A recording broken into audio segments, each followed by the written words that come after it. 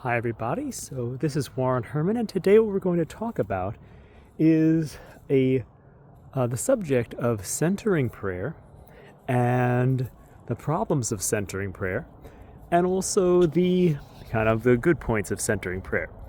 And so basically what we're going to discuss is how the perspective of an evolutionary paradigm is the essential problem with centering prayer, and what essentially makes it not function in the best possible way.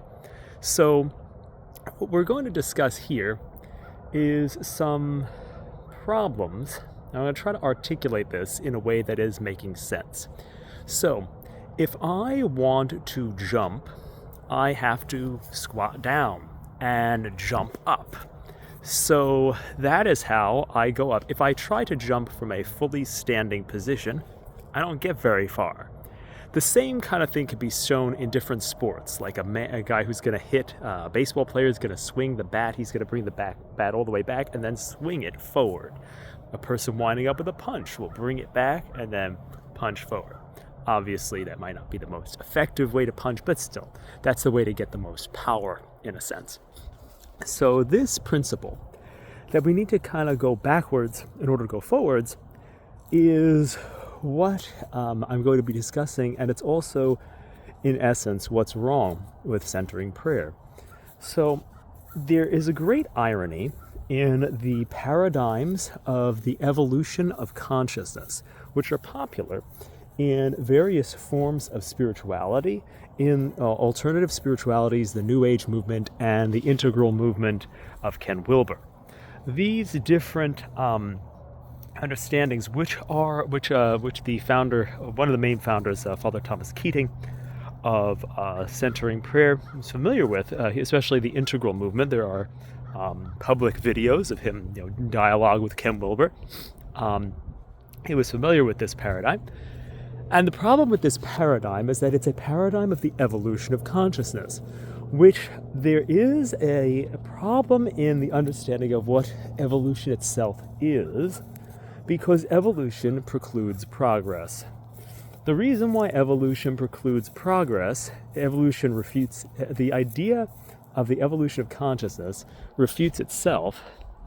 This is even very clearly seen in Enlightenment teachings themselves, is because they always say, there's nobody to get enlightened, because there's no one around to do it.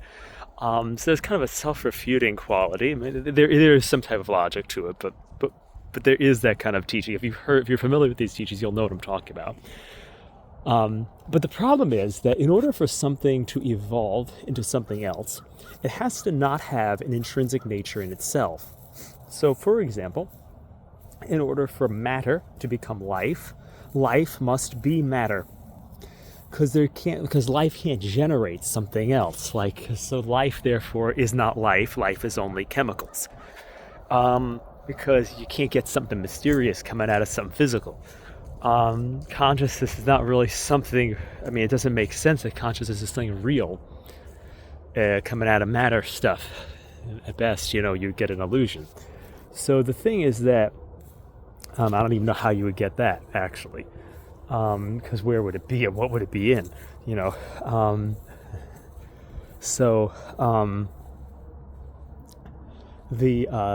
problem is, so evolutionary paradigms are essentially about, you are going to develop, you're going to transcend the ego and you're going to become God. So the basic thing is or you are God. And that's the essential problem.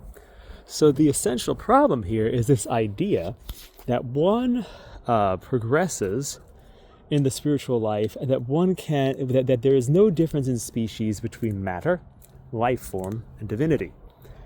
That this kind of evolution of cosmos and consciousness, which is presented in the teachings like of Father Pierre Teilhard de Chardin, Sri Aurobindo, and many, Barbara Marx Hubbard, countless other people who've come later on in the New Age movement. These kind of paradigms of the evolution of consciousness essentially see this progression without divine intervention, or even if there is divine intervention, who knows how that would even, that doesn't really create enough distinction between the thing that's progressing to make it not be one. Because the thing is, there's this monism.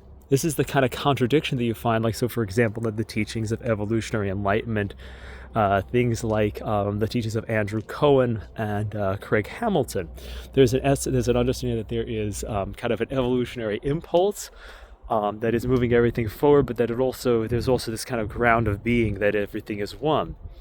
So there's a kind of contradiction, and it's like this contradictory, fundamentally contradictory understanding of reality. But the thing is, it's actually kind of not contradictory, because evolution implies oneness, unfortunately. Like, so it's all like, because there really isn't any progress. It's kind of like what I'm doing here, it's like if I try to jump, I'm trying to progress directly rather than squat down and come up. I'm trying to make that as an analogy here to try to convey something, because the thing is that you can see the difference, and this is all one subject, and it's hard to see the connections necessarily between these things, but think about this for a moment. If life is just kind of progressing, and our practice of contemplative prayer is merely the realization that we are divine and fulfilling this evolutionary progress of consciousness, then ultimately what we're finding is we're finding a connection to, we're not finding a connection to a divine nature that's separate from ourselves. Because it's like we're finding our essence. We're finding that we're one with the thing that's progressing. Father Teilhard de Chardin actually used to talk about how grace was physical. So there's this thing where if I am trying to do centering prayer, I of course have to believe that the divinity I'm getting in touch with is not separate from myself. So the problem really is that they're basing centering prayer off the teaching of the cloud of unknowing, and essentially they're getting, the cloud of unknowing teaches, put everything in your mind, your heart, all the different movements of the mind under a cloud of forgetting, meaning don't engage with them, and then knock on the cloud of unknowing with a single prayer phrase. But the thing is, what happens, centering prayer misinterprets this and claims that, it kind of just gets stuck in that cloud of forgetting, and it gets into the self-realization traditions, which make this two clouds model into a one cloud model, the cloud of self-realization, with what I call the cloud of remembering, where you feel like you remember who you are. This is not the Lion King, where Mufasa says, "You remember who you are, Simba." It's I don't know, I like some aspects of that movie, but, the problem is that what's happening is that because there's an evolutionary paradigm of the whole spirituality, there can't be a sense of a divine essence that's utterly other, that somehow gets inside of you through baptism and all this other stuff. And that also makes all the other problems of it, which makes kind of like baptism irrelevant. Because if you look at like the centering prayer guys, essentially what happens is the evolutionary understanding of thought itself kind of makes them be able to speak in Catholic language, but view the teaching authority of the church as something out of date. It allows them to use, like, the Ken Wilber paradigm becomes their new magisterium.